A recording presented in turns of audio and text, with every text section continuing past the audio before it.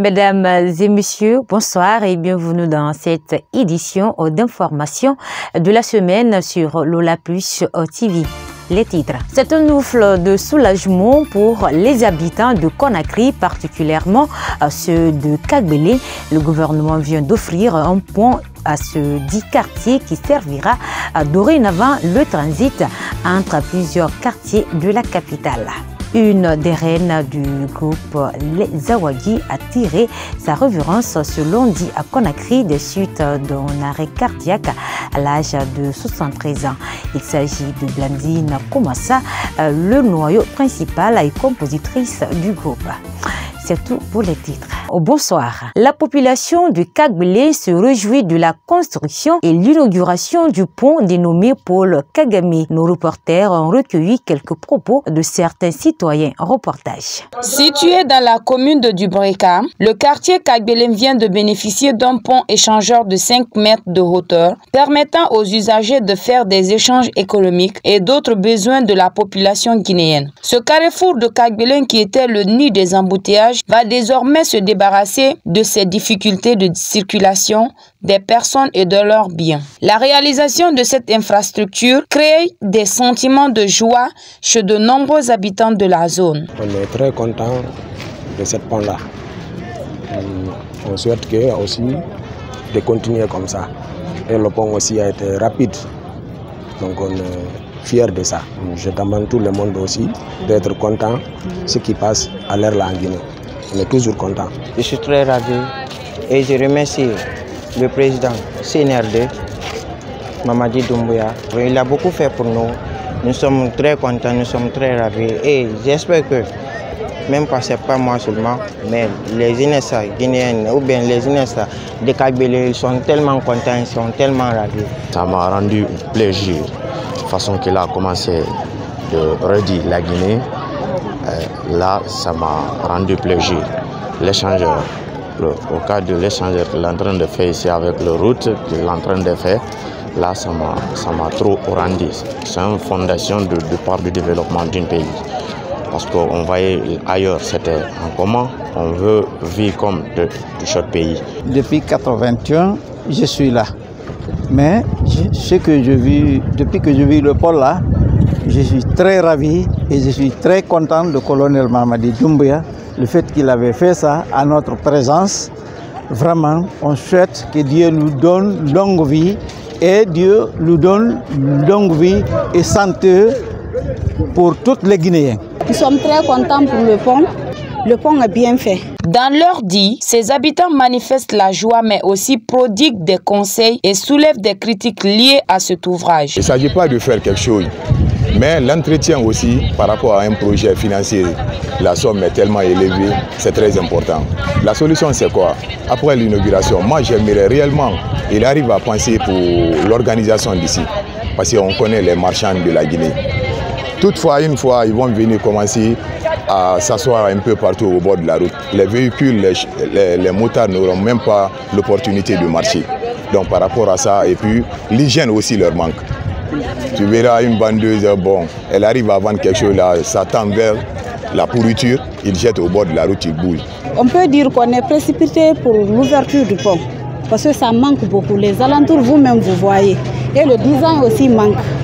Le pont devrait être au point un peu maquillé, ça c'est de 1. De 2, on n'a pas une place publique à Kagbélé. On dit aux femmes de ne pas revendre au bord de la route, c'est normal. On devrait respecter cela. Mais si on ne revend pas au bord de la route, Kagbélé n'a pas un marché, il n'y a pas un endroit public. Qu'est-ce qu'on peut faire? On n'a pas d'autre choix. Que moi je peux dire à les gens d'être prudents sur la route, donc de sécuriser, de conduire bien, de regarder la route.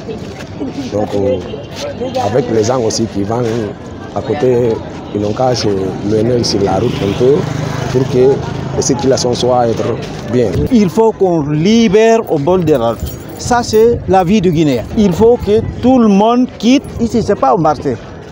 Même si tu quittes à Jakarta, tu viens ici, tu peux arrêter, regarder, c'est très beau. Ça donne l'image de la Guinée. A souligné que cet échangeur qui porte le nom de Paul Kagame a été inauguré sous l'invitation de ce président de la République de Rwanda. Dans l'actualité, à quelques jours de la fête de Ramadan, les salons de coiffure et ateliers de couture sont inondés de monde.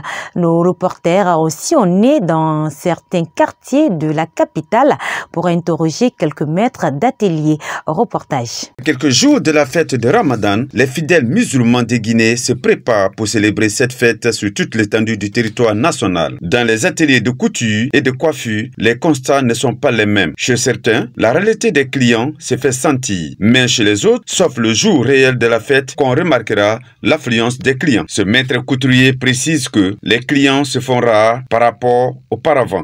Bon, naki mara ilere. Et nous femmes qui en avaient signé à nous de mara parce que tant qu'il y a. Il souligne qu'il y a une légère augmentation sur le prix des matériels de travail et que cela est une habitude. Non, c'est en de barça et que le wongwa mbe chaque mouvement fait que c'est ça de la thème. Donc moi matériel il est m'a monté de barça. L'approche de cette fête, je dirais tout simplement, les choses se passent de façon pas comme d'habitude. Auparavant, à l'approche de la fête, on constatait beaucoup de mouvements par rapport à cette fête. Donc cette fois-ci, je ne vois pas trop de mouvements pour le moment. C'est le même son de cloche chez les autres sur l'augmentation du prix de matériel. C'est un peu élevé. Les machines, la lame on achetait à 25 000, maintenant c'est 30 000. Du coup, on est là, mais ça va aller.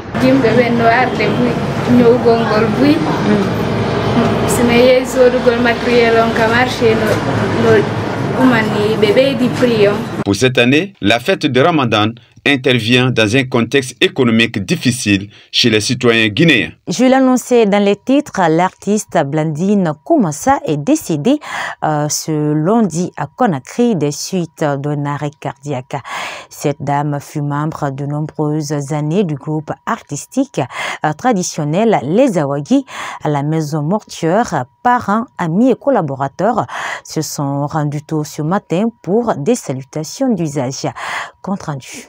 Artiste chanteuse du groupe traditionnel Les Awagi, Blandine Koumansa est décédée dans son sommet, laissant derrière elle 3 enfants et ses sœurs collaboratrices Hélène et Valé Kaba. Le fils de la défunte déclare ceci. Tout ce qui se passe, tout ce qui s'est passé de son vivant, je n'ai pas besoin d'en parler, le monde va parler de ça.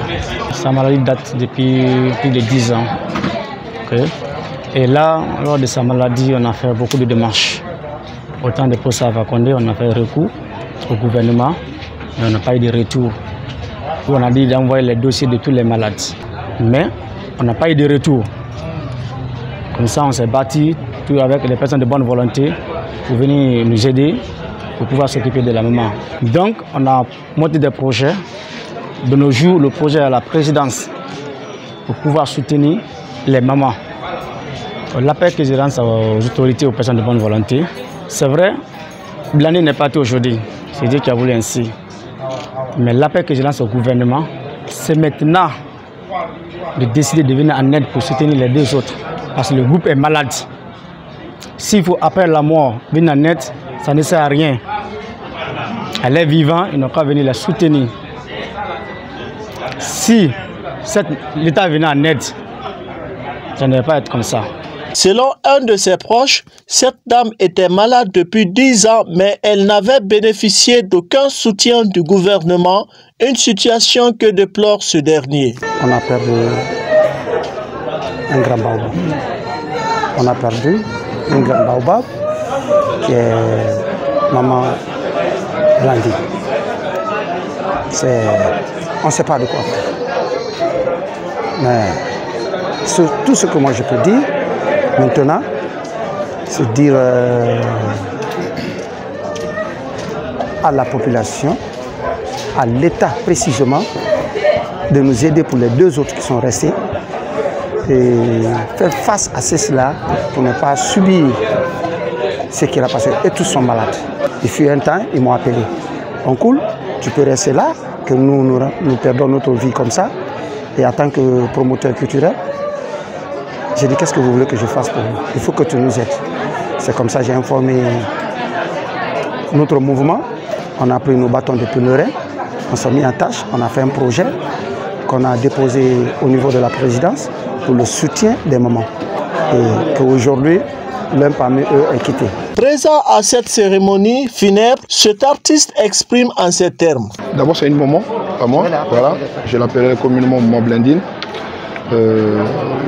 Artistiquement, je suis né dans leurs mains. Voilà. Voici des femmes qui ont tout donné et qui continuent à donner tout malgré leur état de santé qui se détériore de jour en jour. Mais ils ont eu cet amour pour la musique, ça fait très longtemps, ils l'ont bercé et ils ont mis leur âme dedans et ils ont passé toute leur vie. Même si après tout cette musique n'a pas payé comme ça se doit, mais par amour elles sont restées constantes. Aujourd'hui, le plus grand regret que nous avons franchement, c'est de perdre cette valeur. C'est si je peux le dire, c'est le noyau, le poumon du groupe.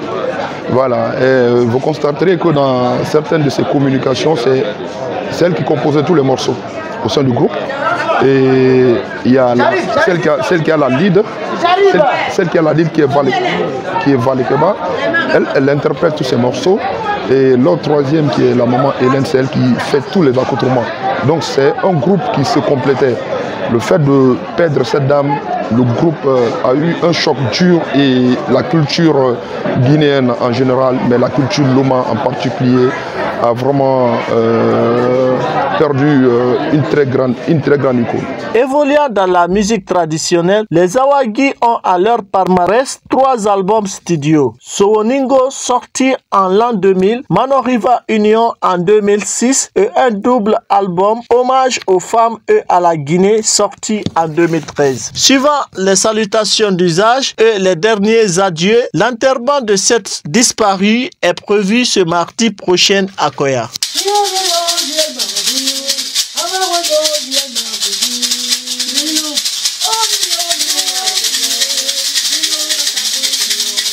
Le groupe de médias Lola Plus présente ses sincères condoléances à la famille biologique, mais également à la culture guinéenne. Voilà, mesdames et messieurs, c'est la fin de ce journal de la semaine sur Lola Plus TV. À tous, merci de l'avoir suivi. Merci également à Angéline Pivi pour la réalisation. Au revoir.